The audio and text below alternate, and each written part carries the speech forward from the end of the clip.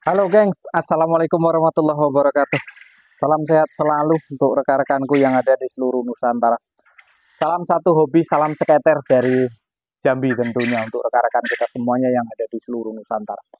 Hari ini kita santai saja pembahasannya yang ya berat-berat semuanya yang ditanyakan kawan-kawan itu berat-berat semuanya. Ini datang dari akunnya Saifuddin Udin 245. Ini kalau nggak salah dari mana ya? Coba kita tengok dulu. Assalamualaikum Bang Edi, salam dari Banten. Oh, dari Banten. Halo masyarakat rekan-rekan yang ada di Banten semuanya. Mau tanya sekedar informasinya Bang. Baru belajar puyuh telur 50 ekor. Saya mau bertanya sama Bang Edi yang dah lama di perpuyuhan. Mohon jawabannya. Nah ini, minta dijawab sebenar-benarnya. Apakah ternak puyuh merugi? Karena banyak orang bilang, karena banyak orang bilang ternak puyuh petelur pasti rugi katanya. Tuh, jadi ngedrop kitanya. Nggak satu dua orang yang ngomong seperti itu, Bang. Terima kasih banyak, Bang. Salam sukses selalu. Oke, salam sukses selalu. Nah, ini. Seminggu kandang DOK, nah itu nanti. Uh, banyak yang merugi. Iya, banyak yang merugi. Banyak yang tutup. Iya, ada sebagian yang tutup, ada sebagian yang tidak. Permasalahan yang paling utama di mana? Terkadang pemasaran, macet telur. Terkadang juga antara pakan dengan harga telur, ya harga pakan dengan harga telur itu nggak seimbang, nggak balan. Itu juga penyebab dari salah satunya kawan-kawan itu merugi. Kemudian apa namanya, antara populasi dengan telur itu tidak imbang gitu, tidak imbang. Populasi 1000 kok keluarnya telur itu cuman 500 butir. Nah, itu ada juga yang seperti itu. Macam-macam. Pokoknya intinya itu penyebab rugi itu ya macam-macam. Di antaranya ya itu tadi. Di antaranya itu tadi. Uh, terkadang itu kan sesama daerah luar provinsi itu nggak sinkron harganya. Dari harga pakan juga nggak sama. Kemudian dari harga telur juga nggak sama. Dari situ terkadang kita menimbulkan terjadi gesekan antara sesama peternak. Contoh di Jambi. Di Jambi ini kalau dari provinsi tetangga telur ini masuk, ya telur ini masuk dari provinsi tetangga, murah.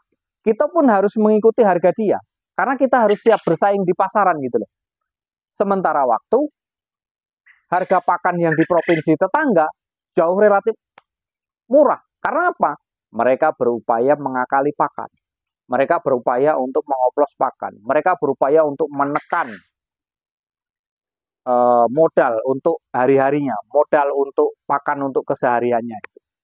Dalam arti kita di Jambi rata-rata menggunakan pakan pabrikan, gitu loh. Kemudian dari provinsi tetangga menggunakan pakan racikan sendiri, oplosan sendiri, yang bahannya memang relatif murah, terus kemudian mudah didapat. Sehingga apa? Dia bisa jual telur ke Jambi itu murah. Kemudian yang di Jambi mau tidak mau mengikutinya. Nah dari situlah terjadinya gesekan antara antara peternak itu. Sehingganya apa? Nggak kuat yang di Jambi. Banyak yang tutup. Di antaranya salah satunya kendalanya seperti itu. Baik, kita ulas di sini kawan. Jadi kalau mengenai permasalahan itu, banyaknya yang tutup. Kata kawan merugi, merugi, merugi, merugi. Tapi itu semua kalau nggak kita coba kawan, kita mati penasaran gitu. Kemarin juga ada yang menanyakan dari kawan-kawan dari Jawa Tengah ya,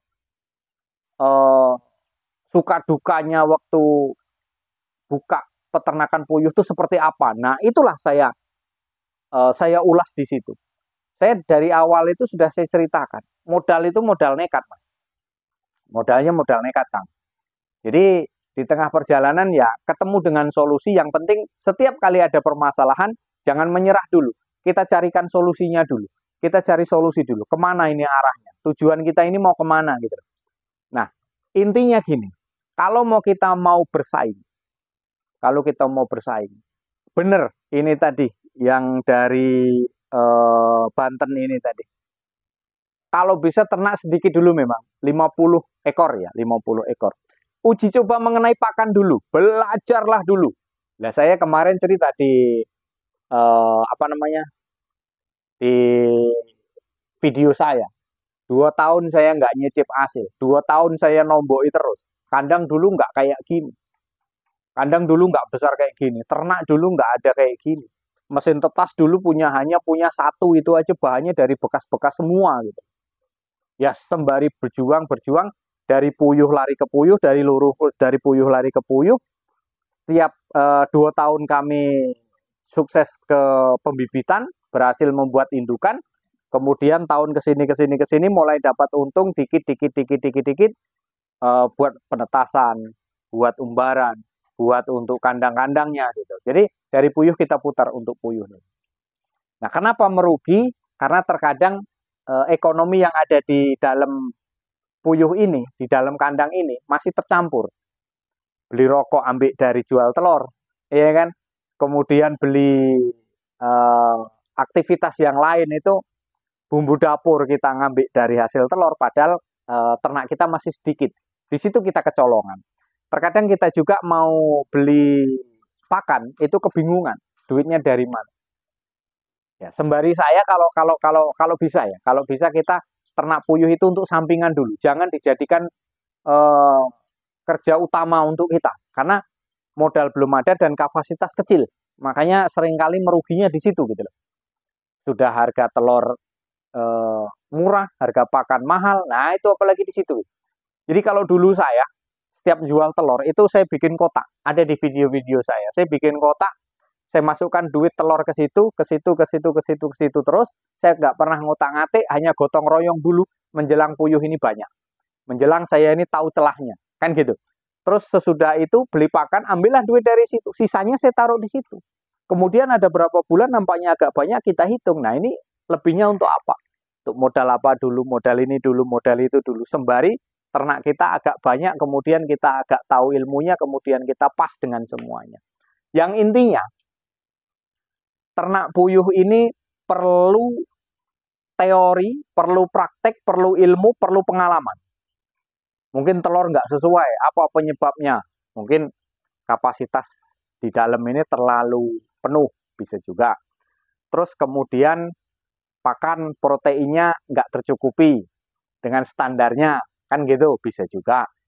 Nah, terus kemudian kita pakan terlalu mahal, jual telurnya murah. Yang intinya, ternak puyuh itu kalau bisa ngakali pakan, saya rasa bisa, Mas. Berhasil, Mas. Banyak kawan yang berhasil itu menggunakan pakan adukan. Karena apa? Jauh lebih murah dibandingkan dengan pakan pabrikan. Intinya di situ. Kita belajar mengakali pakan dulu. Ya, belajar mengakali pakan dulu. Artinya, kita meracik pakan dengan bahan-bahan yang relatif murah. Mungkin dengan ampas kelapa, ampas tahu, kemudian roti bekas, mie bekas, ya, menggunakan itu. Dedak, terus bekatul, ya dedak bekatul itu sama sih, sama. Nah, dari situ kita belajar, terus kemudian diracik, kemudian diuji coba. Kalau memang di situ tidak ada kendala, ya terus dengan bahan relatif yang murah. Tujuannya apa? Sewaktu-waktu telur ini harganya turun, kita masih mampu bersaing dan mampu mengimbangi semuanya. Sewaktu-waktu harga telur turun. Sewaktu-waktu harga telur naik, kita ada keuntungan yang lebih lumayan. Gitu. Jadi kalau kita mau ternak sudah takut bayang-bayang dulu, ya kita jadinya ngedon juga. Bener si ini tadi yang dari Banten tadi, ngedon jadinya. Kalau kita mau ternak ragu, kita mau ternak kok masih untung apa enggak, untung apa enggak. Soal untung kalau pikiran saya sih nanti dulu, yang penting kita pengalaman dulu, kita cari dulu selahnya di mana, celahnya di mana, kekurangannya apa, kelebihannya apa, kita cari di situ dulu. Ya kita kalau yang namanya usaha itu Mas, nggak mungkin kok sekaligus langsung berhasil, itu kok kayaknya kok nggak mungkin banget gitu loh. Pasti melewati rintangan-rintangan itu pasti gitu loh. Nggak kok ujuk-ujuk mak bedunduk, kita usaha langsung sukses, dol gitu kan. Jarang itu. Sementara waktu basic kita nggak ada. Pengalaman kita nggak ada. Masih perlu belajar. Iya kan? Jadi kita perlu sabar dulu. Kalau memang mau diniatkan ternak ya kita sembari belajar, yang intinya itu tadi lah, ngakali pakan, ya kan, mencari pakan yang lebih relatif murah, atau apakah jadi kita campur dengan dedak, terus kita campur dengan harga-harga ampas kelapa atau ampas tahu, itu kan mungkin di setiap daerah masing-masing kan ada gitu, dengan menemukan cara-cara yang relatif jauh lebih murah dibandingkan pakan pabrikan. Itu rata-rata berhasilnya di situ, Mas. Rata-rata berhasilnya kawan-kawan ini yang bisa mengakali pakan. Kalau kita nggak bisa mengakali pakan, memang kita kesulitannya di situ. Kita akan selalu merugi. Apalagi kalau harga telur itu naik, harga telur itu turun, pakan naik. Nah, di situ kita memang seringkali terjadi kalang kabutnya di situ. Nah, mungkin hanya itu rekan-rekanku. Terima kasih yang sudah menanyakan ya. Ternak puyuh katanya merugi. Ya kalau kita melihat dari mana-mana ya memang ada yang rugi, ada yang untung, ada yang berhasil, ada yang enggak gitu. Mungkin kalau memang kita merugi terus, nggak ada untung di situ ya, mungkin rezeki kita nggak ada di situ gitu. Padahal sudah tahun-tahunan, Mas, kok nggak ketemu untung sama sekali. Padahal kalau kita pikir dalam kesehariannya kita kan makan dari situ, ngerokok dari situ, semuanya dari situ gitu. Ya terbantulah sedikit demi sedikit gitu. Nah, jadi mungkin seperti itu kawan. Kalau memang mau dicoba ya monggo, silahkan diteruskan sampai di mana nanti titiknya. Kalau dipikir-pikir saya 2 tahun loh nomboi terus mau buat indukan nih. 2 tahun nggak nyicip hasil malah nomboi. Ya, tenaga pun nggak balik 2 tahun. Nomboi itu 2 tahun loh. Kemarin ada di video saya. Jadi ya jangan patah semangat lah, terus lah pokoknya. Kalau memang mau diteruskan, tapi kalau memang dirasa-rasa sudah nggak kuat, sudahlah Pak, sudah cukup banyak nomboi, sudah rugi besar, kami stop lah dulu. Ya nggak apa-apa gitu.